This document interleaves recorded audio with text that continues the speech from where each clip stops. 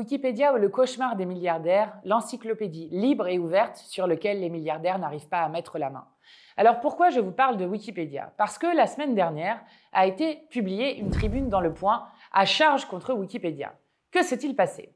D'abord, il y a une modification par un contributeur bénévole sur Wikipédia de la notice de l'article sur Le Point.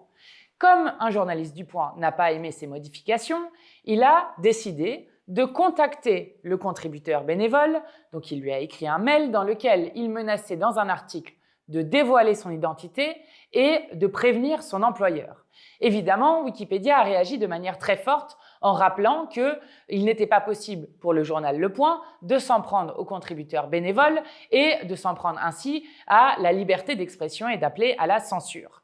Et c'est ainsi qu'arrive un article du Point qui prend à charge Wikipédia, donc qui fait haro sur Wikipédia, en expliquant que Wikipédia ne cesse de diffuser des fausses informations.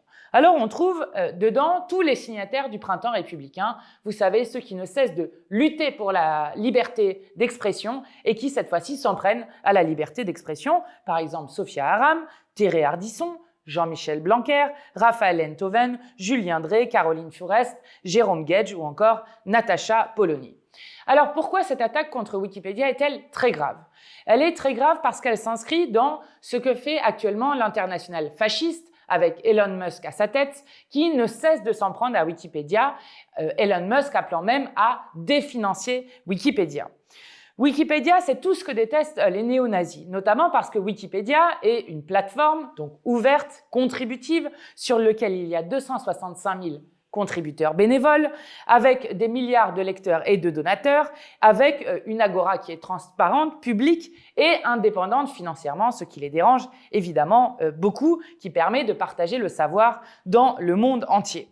Alors c'est particulièrement comique que ce soit Le Point qui, en France, relaie cette campagne contre Wikipédia, puisque Le Point est un des journaux qui est le plus condamné pour fausses informations, et d'ailleurs, Wikipédia dans sa notice le dit. Et d'ailleurs, quand on regarde les signataires de cette tribune, il est intéressant de noter que, par exemple, sur la notice Wikipédia de Sophia Aram, il est noté qu'elle épargne souvent dans ses chroniques Emmanuel Macron et la droite. Quand on regarde Ruth Elkrief, qui est elle aussi signataire, journaliste à LCI, la notice Wikipédia rappelle sa participation à l'opération Sauver Macron, sa défense de Pénélope Fillon ou encore les accusations infondées qu'elle avait lancées contre des ONG de Gaza après le 7 octobre.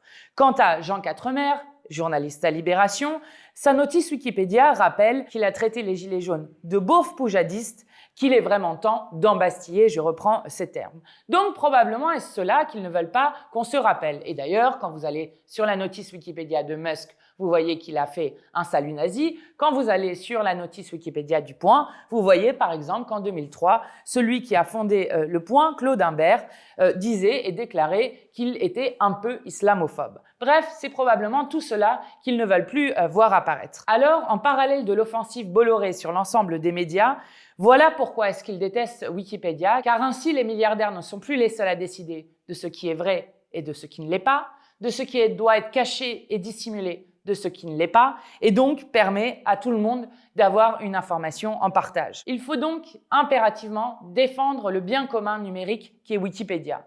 Et pour ça, vous pouvez faire deux choses. La première, vous pouvez aider à contribuer au don pour l'indépendance financière de Wikipédia parce que c'est ça qui est en jeu. Ils veulent faire disparaître cette encyclopédie ouverte et collaborative. Et donc, vous pouvez contribuer à hauteur de 1 euro, 2 euros, 10 euros, ce que vous pouvez pour aider ce commun numérique à pouvoir continuer.